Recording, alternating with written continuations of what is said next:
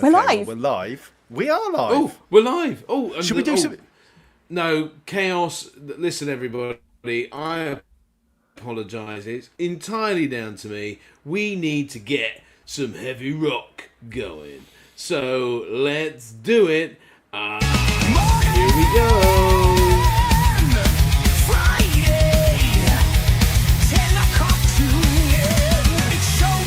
EV Café News.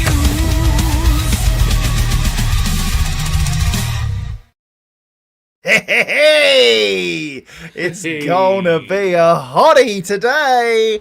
Welcome to the news and views with the EV Cafe. 30 minutes of what's beeping. Paul, it's got to be you. Paul's beeping. 30 minutes of what's beeping in sustainable transport with expert analysis from the EV Cafe crew, ably supported by Drax Electric Vehicles, dealing in EV facts and support.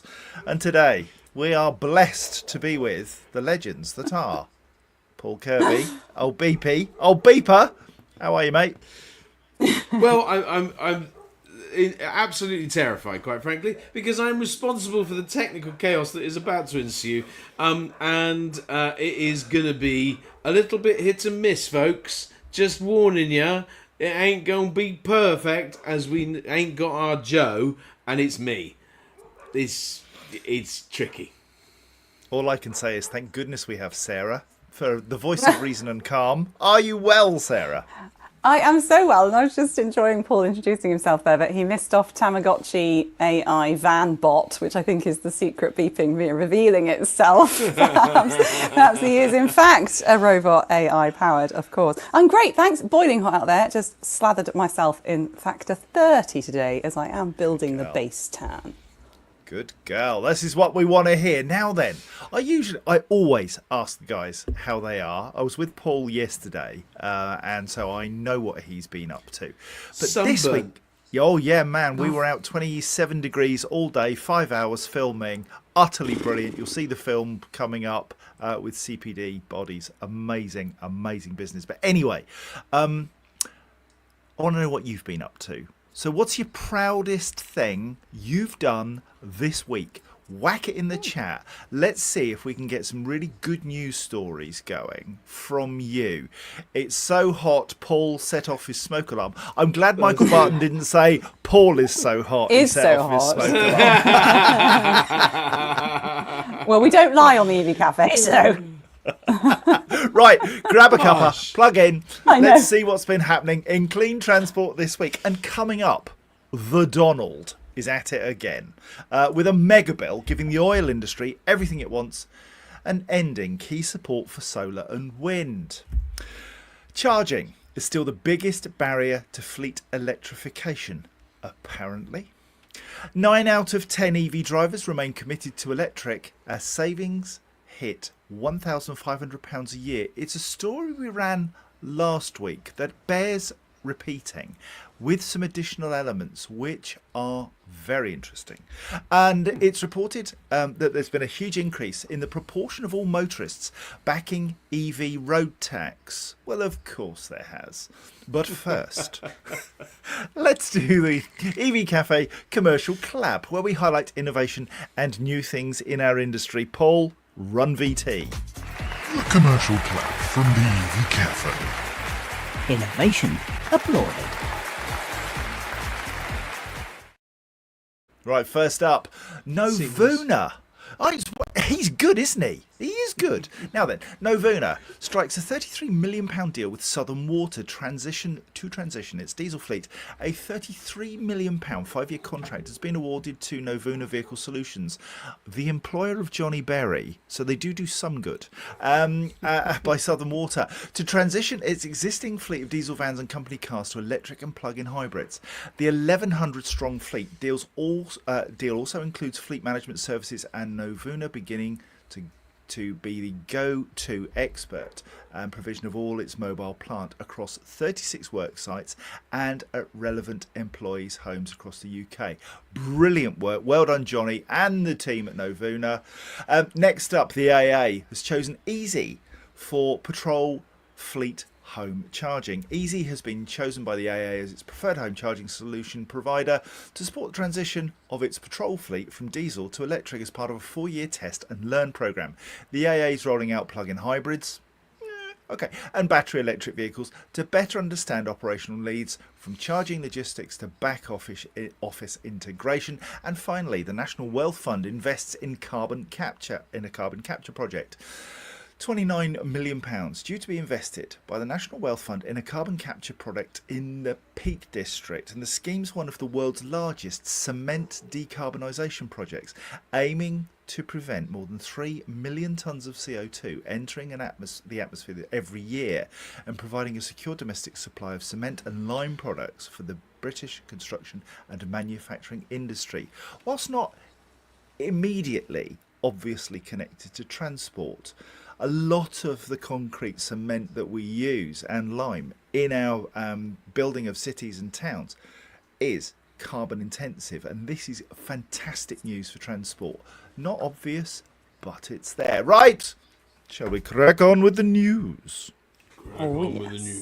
Okay, right, here he is, the Orange Loon, otherwise known as President Donald Trump, and his one big beautiful bill has landed and got long-standing federal support for I'm going to start this again because that's a load of old cobblers. I wrote this rubbish. Let's start Gobbly cobblers. Gobbly cobblers. I tell you, we had a very long day in the sun yesterday. My head is like boiled. Anyway, Donald Trump, he's said oil can basically do what it likes, and solar and wind can do one. And the House of Representatives have also agreed. Trump has made his priorities on energy production clear. The US will rely on oil, gas, coal and nuclear to meet its growing energy needs. And the president said last week that he is going to bash wind and solar panels. I don't want windmills destroying our place. Trump. He says, I don't want these solar things where they go on for miles and cover up half a mountain, as they are ugly as hell. Now then, President Trump, have you heard of putting these solar things on roofs, for instance, and federal buildings? Sarah, to the blind, they just can't see. There are better ways of doing it than just chucking loads of solar in a field. I mean, pot kettle black, more like orange kettle black. He shouldn't be saying things like that. They're not going to go on a mountain, as you quite rightly say. And we do have the same, what's called NIMBYism, not in my backyard, here in the UK, but subject to stringent planning and land acquisition and control, we have seen an incredible uptick in the number of solar farms being really successfully deployed. And yesterday, I saw a wonderful herd of deer running through one. So that even dispelled the myth that I've been told that animals can't tolerate them and don't want to be around them. Absolute rubbish. So I'm really hoping that the big fat orange man is watching this show. I'm not. I think he was. He'd see I'm a buffoon. Paul. Well, I love the, I don't want these covering up a mountain because they are ugly as hell. Another case of pot So and is kettle he. and black. Exactly. And I just thought, actually, in the future, when obviously he's no longer president, he'd be a great advert for Iron Brew, the Orange Loon. There you go. It's nonsense, isn't it? And I actually really like the look of the wind farms. I can understand why solar farms across green fields might be slightly off-putting for some, but I'm kind of okay with it. But solar farms, wind farms, I just think are gorgeous and look fabulous. And it's just, here's a man running the country of America, arguably the most influential superpower out there, and he's running it on his personal opinion. And I don't think that's very clever at all. Anyway, That's my humble opinion. Well, no, I tend to agree. And I think what's really troubling for me is that if he says something, it's out there in the real world. And unfortunately, those who are new to this might pick that up and say, oh, okay, yeah, I don't like those either. we are all so easily persuaded by things that we hate. And actually, people like us who go around and say, well, we love stuff, people are immediately suspicious. But we speak from the heart. Now then, talking of speaking from the heart, should we do some shout-outs? Oh, yes. Always. So, Friday. let's do it. Because speaking from the heart, Steve Warts, Economy Trucks, 5 weeks in a row, 7:14 a.m. Steve, my flower, I'm running out of things to give away. I have nothing left. You can have my home. Utterly brilliant commitment. Thank you so much for getting up at that time and thinking of us. James at Screamwash King, lovely to see you. Fun of Friday, you darn right, my friend. Now then, Teresa Swift was the first. Those two came in on YouTube. Teresa Swift was the first one at LinkedIn, but she was not the first one. 9:55 and thinking you're first. Dream on. Michael Barton, good morning from a very warm Bristol. There's nothing worse than very warm. Anyway, let's move on. And then he's here. It's the man himself. It's Peter Heath. He's got all his teeth. And his teeth have been repaired. Indeed, yes. From PLP, a Scorchio day they have. Mark Elliott, morning all. Just watered the veg patch. I wonder how much longer I'll be able to do that. Yes, of course, hosepipe bans very much threatened. And I think in one part of the UK yesterday they came into force. Gemma Robinson, up in the Highlands and Islands. Lovely to see you. Teresa Swift loves heavy rock. Let's find a boulder quick. Wile E. Coyote leaps to mind. Anyway, Leo Pickford, he's in the East Midlands where he is hot. Ian Mayhew, good morning, my friend. Thanks for the beer, Ian. Oh, did you get it? Yeah. He What? No literally way. lived about half a mile, and we met in the middle on the high street in Southpool. Wow, Top love bloke. that. A deliverer of things. He actually does what he says. Good man. Graham McLaren Harris, howdy, happy Friday, a Scorchio. Rebecca Whitaker, happy Friday. Hope you're all keeping cool. Jim Blair, it's even sunny in Glasgow today. Ron Godfrey says at 4 minutes past 10, almost late. Okay, nice to have you here, my friend. Sarah Sloman, get off. Mark May, good morning, my people. Your people are here, my friend. And he's in a sunny Scotland. Good man yourself. Joe Dawson Gerard, just back from Norfolk, and I couldn't find a fast charger outside of Norwich for love nor money. That's interesting, and I'm going to be picking up on that in a little while. Oh, Pretty big, greedy. There is, yeah. Joe, you need to kind of wash your glasses, love. No, I'm with Joe. Norfolk is tough. King Bradley. Oh, Norwich. Oh, outside Norwich. She said, "Oh, okay." Yeah, no, she's. It's okay. We can move on. Old people conversations going on. Oh, yes, before I do go on, I want to say a massive thank you to everybody that sent me a really kind birthday wish last week. Aww. You were so lovely, and it made my Sunday just fabulous. 60 now, I know, who'd believe it. King Bradley, welcome, my friend. Good to have you here. Mark Smith, no entry to the USA for you. Oh dear, what a pity. Never mind. PLP. Oh, now, we asked who had done things that they were proud of. PLP installed their first solar carport this week at our HQ in Andover. Working out how to stop the seagulls coating the solar panels is a challenge. Might I suggest, Peter, that you just go and sit on it, mate? That'll scare them away. Alexander Lewis Jones, think you've got Posh's name of the day. Morning, team. Yes. Not been to an EV Café for a year. Welcome back. Do you know what? Welcome back, yeah. Alexander, can you tell us why you've come back? Really interested to know the answer to that question. Maybe he's been in prison. Ooh, that's awkward. Let's move on. Maybe he was trying to install solar panels on mountains in America. Oh, now then, Rob Dustin. Sarah mentioned NIMBY, not in my backyard. Rob Dustin brings us a new concept. Banana. Build absolutely nothing anywhere near anyone. I love that. Banana. Steve Warts hasn't had anything in the post as yet. Right. I'll get onto the mug and make sure that happens and all your goodie bag. I've still got the big yellow T-shirt because I haven't seen the other guys to get that signed yet. But when I do, you're getting my big yellow T-shirt, and I'm really sorry about that. But you can sort of house a few people in it. Let's move on quickly. I think that will do. 10:15. I think we need. Should we do some more news? Let's do some more news. Here we go. Right, the biggest barrier to fleet electrification is the availability of charging, with 2 in 5 operators, 41%, saying there are not enough public charge points, according to recent research by Arval. The research also reveals that 39% have no charging available at their employees' homes, and 25% have no chargers at their company offices.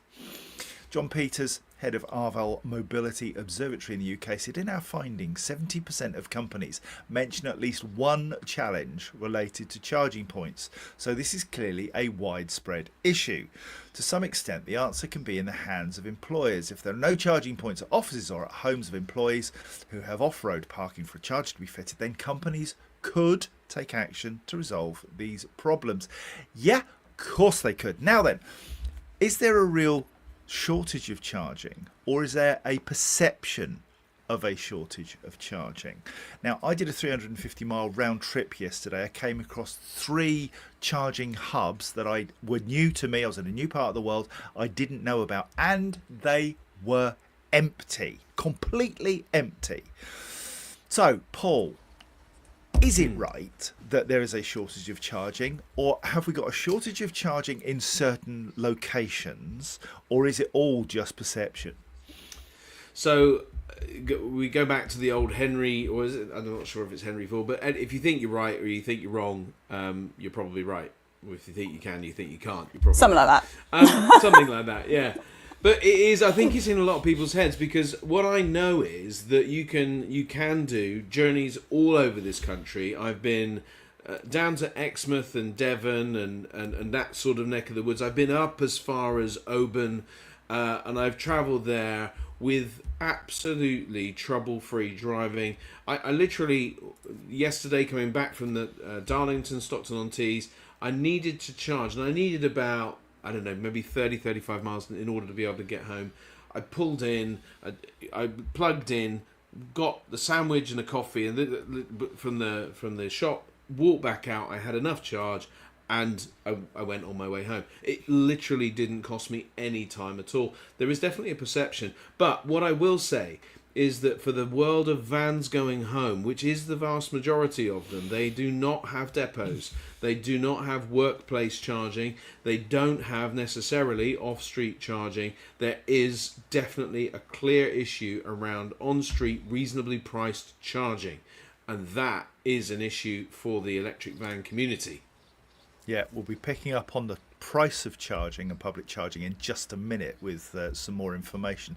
Sarah, Paul and I were yesterday with CPD bodies who are converters of vehicles. They get what they called bare naked chassis and put boxes on the back, tippers and all that kind of stuff, bespoke vehicles, utterly superb. Vans is a really critical area, and it's taken me a long time, as everybody knows, to understand that the van is where it's at. Have you spent much time in vans and understood the sort of charging issues that van drivers have, or with your work at Paythrough?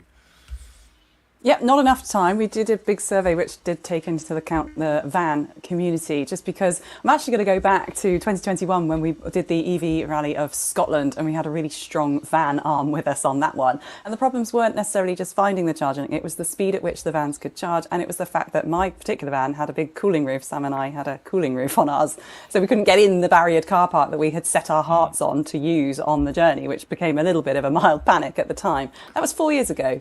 4 years ago. And now, with the incredible work that lots of the public charge point operators are doing to make not just accessible bays for people who need accessible bays, but just bigger bays in general, I do have high hopes. And just last week, I papped a long wheelbase van using a standard public charging in the town centre of Cheltenham, which is very tight, really tight, congested Regency buildings. And they've made so much provision for long wheelbase vehicles and normal vehicles and people who need to open the doors and boots wide. So I was really heartened to see that yet again, it's policy that is driving the change and helping us to overcome these challenges. So yeah, the more we talk about it, the more gets done. Absolutely right. And I think talking about it is really, really important. We've got to go and do stuff as well. And one of the things we've got to do is to welcome Ursula Perry from Greenfleet. Lovely to have you here. Alexander Lewis Jones has explained himself. He's got a note. He says he was emigrating to Vienna, Austria. It got him a bit distracted, but he's back to the world of EVs. And Alexander, we are delighted. Leo Pickford's watered his tomatoes this morning. Ron Godfrey, good man. I'm with Neil Riddle on this one. Old Rod, as he's known, because he's been struck by lightning twice. Twice. We have too many public chargers at the moment, and that is a genuine professional guy who's looked at this area and really understood his view. Too many chargers. And if you want to find out about Neil Riddle being struck twice by lightning, we've got a podcast, Paul, haven't we? We have got a podcast. You've got to listen to it twice, though. Yeah, you've got to listen to it twice. A podcast with, I don't know, about 130 different wonderful and insightful people. We've got some great ones coming up. We've got some wonderful ones coming in the diary. You've even got ones that actually where we talk to each other, which is quite nice. So, yeah. What I would ask is, you guys are all very special, and I wonder if you would do us a little favour. Could you suggest people in our industry who should have a voice that maybe don't at the moment, that we could include on our podcast? We're very, very lucky to get some incredibly interesting people. So do us a favour, whack your names in the comments if you know somebody in your organisation or in our wider industry that could really come and tell a story about the EV industry and about sustainability more generally and the work that they're doing. Let's move on, shall we? 10:22, still got 8 minutes, people. It's going to get funner. Auto Trader, the UK's largest automotive platform, together with Charge UK and the Society for Motor Manufacturers and Traders, have shared an update on their initiative combating misinformation surrounding electric cars. Now, we have run this story before, but it bears saying again. If you drive an EV, potential annual savings could include all the running costs, maintenance, insurance and fuel, and the saving could be £1,500 per year. The number of public charge points around the UK has increased to 81,000. The number of ultra-rapid chargers is now 16,259, up from 15,109 the previous year. And the upfront price difference between new electric and petrol cars dropped from around 33% last year to 22% in May. And 33 brand new electric cars with an RRP, or a recommended retail price, of under £30,000. 33 new electric cars under 30 grand, compared to 29 in March this year. Separate data from ZapMap shows that the weighted average pay-as-you-go price to charge an electric car on the public charging network in June was 51 pence per kilowatt hour on slow and fast chargers, and 76 pence per kilowatt hour for rapid and ultra rapid chargers. And using an average efficiency EV, this equates to 15 pence per mile for slow and fast charging and 23 pence per mile for rapid and ultra rapid. And if you want to find out more about that, and there's a wealth of data on ZapMap, go and have a look at the ZapMap price index, put it into Google and go and have a look. Brilliant resource, and can help everybody understand the facts behind EV charging costs. Sarah, you work heavily in this part of the world in charging and payments. It is a better deal than we have had recently, so prices coming down for public charging, but there's still lots more we need to do to get to where we are with companies like I've seen recently BEV doing 25 pence per kilowatt hour, and our good friends at AW Energy at 39 pence per kilowatt hour. We've still got a long way to go.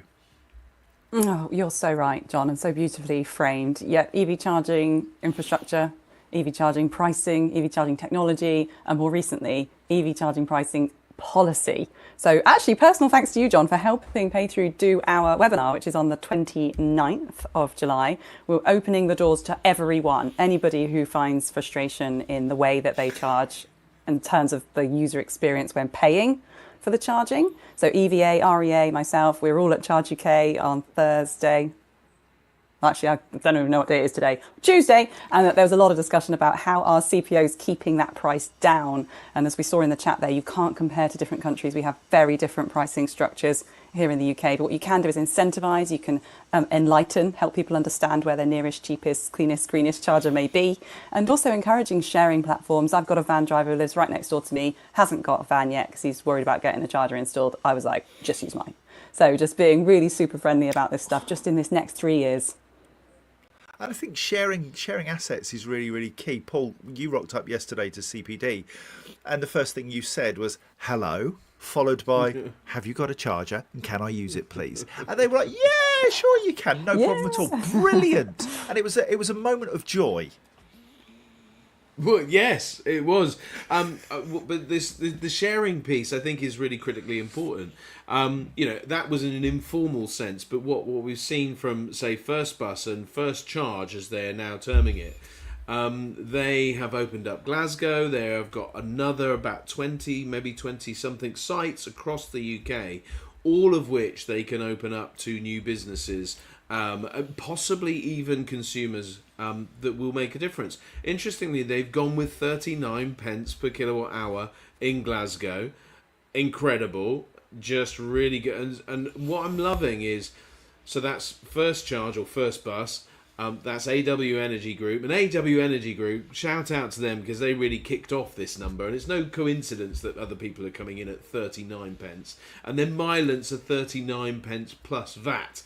But, what we're seeing is people, disruptors, disrupting the price thing, building out this sharing model. We know that that's going to be a thing. And First Bus really are pioneering that in many ways, and then there's other people working in that space. The AFP have got some work on it. There's a guy called Shaquille O'Neal, not Shaquille O'Neal. I was going to say he's darn good at basketball. He's darn good at basketball. I've forgotten his surname. I had Shaquille O'Neal. Shaquille, you'll see this anyway. I forgot your surname. Terrible. Anyway, there we go. Ivata creating out sharing models. Obviously, we've got the consumer sharing model in Co-Charger. I think this has legs and future and value to our industry. There's 800,000 private chargers out there in the world. Wouldn't it be great if we could get a few of those really open and people using them? Yeah, what's really interesting, Paul Hendry's comment, BMW provided a charge card with my company car that provides me Ionity rapid and ultra rapid charging at 39 pence per kilowatt hour, which is incredible. If only more providers could offer electricity at that level, it would be massively helpful. And the obvious conclusion is that it can be done. If Ionity can do it, AW Energy can do it, BEV tactically can do it, it can be done. The question is, why is it not being more widely done? So, Shaquille Ali was... Thank you, Jim Blair. Much appreciated. Oh, he's put it there. I've just put it off LinkedIn. Yeah, it's just 10:28. A bit of a wally move. We're going to whistle through this one. 2 out of 3 UK motorists, 69%. My favourite number. I think it's fair for drivers of electric vehicles to pay vehicle excise duty. New research shows. Just 1 in 5 supported the move when Venson, the research authors, asked the motorists the same question in 2022. The new Venson survey also found that a third believe a road pricing scheme could help plug the tax revenue losses resulting from the UK's EV transition, up 10% on 2022. Almost a third of respondents who support paying VD for EVs, that's not easy to say, believe the standard rate should apply from the first year of ownership. They believe EV drivers should effectively forego the low first year rate of vehicle tax currently set at £10, which applies to EVs registered after April 2025, and instead pay the £195 rate from the day of ownership. Now then, we stand for equity in all things. And I have to say, EV drivers are road users, and it does feel right that we pay the vehicle excise duty that everybody else pays. That's my view. What do you think? Paul, let's come to you first. I agree that the incentive, certainly for cars, and I'm bear in mind I'm actually getting this full on because I've got an expensive car. I think that needs thinking through because that was £40,000 in 2017 when it was launched. It's still £40,000 today. If you just did with inflation, it's £65,000. So let's get it. You know, this is not an expensive car anymore. So let's get that bit sorted. But for the van community, cars have done this thing. There was an incentive. It helped things get moving. Now things are moving in the right direction. I understand that from the car perspective, you should do it. Vans are a long way from there, and businesses are being penalised at every side, on every front. They've just had national insurance. They've just had minimum wage. Now they've got vehicle tax. And it's businesses that are getting all of this tax all at once.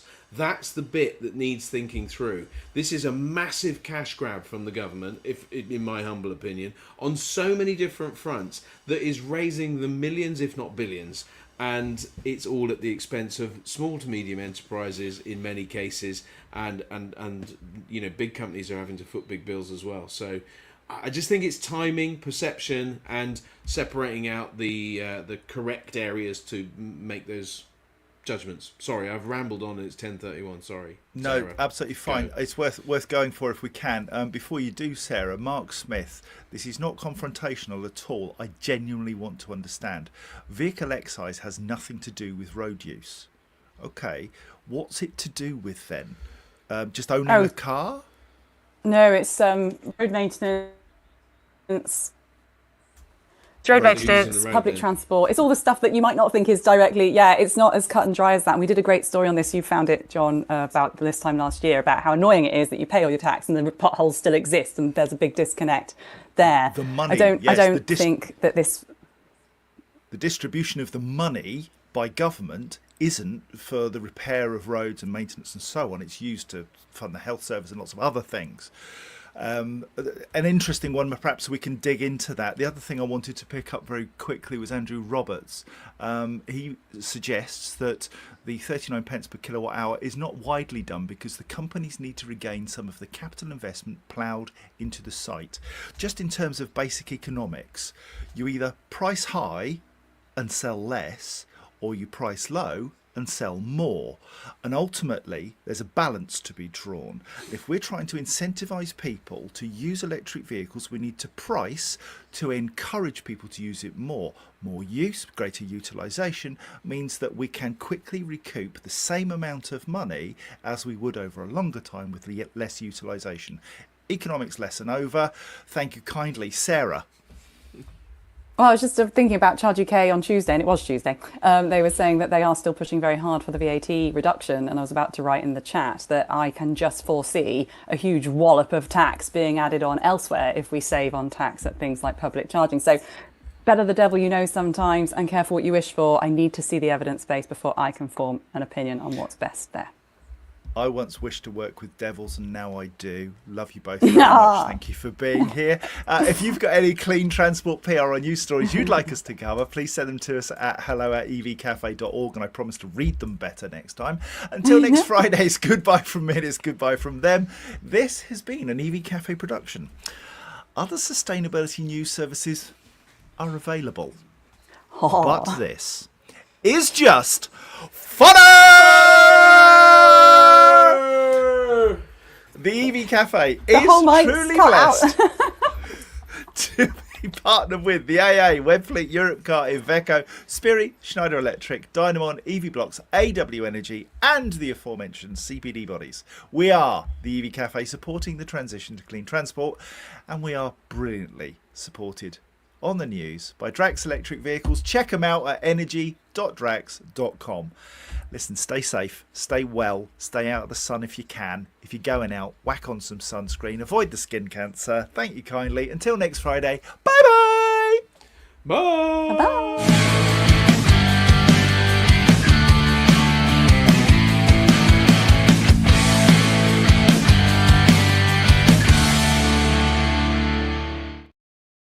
Theo Pickford, Sana, brilliant. Sana, I know, he's so clever, isn't he? Stop button on this thing. Hang on. The chaos that is the I EV love the Cafe. chaos.